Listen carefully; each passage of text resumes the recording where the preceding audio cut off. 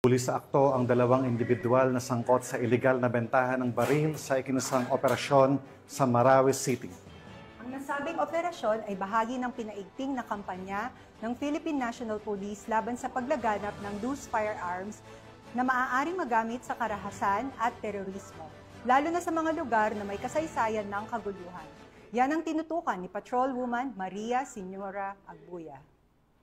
Sa isang entrapment operation ng Police Regional Office Bangsamoro Autonomous Region, ang dalawang individual na sangkot umano sa pagbebenta ng mga unlicensed firearms sa Marawi City nito lamang ika-8 ng Hulyo taong kasalukuyan. Kinilala ang mga sospek na sina alias Mamor, 36 at alias Sarip, 34, driver na kapwa taga Lanao del Sur. Nasamsam sa operasyon sa Barangay Mipaga ang dalawang M14 US rifles, dalawang caliber 5.56 rifles at iba pang ebidensya. Matagal nang minamanmanan ang galaw ng dalawa dahil sa pagkakasangkot umano sa black market ng armas.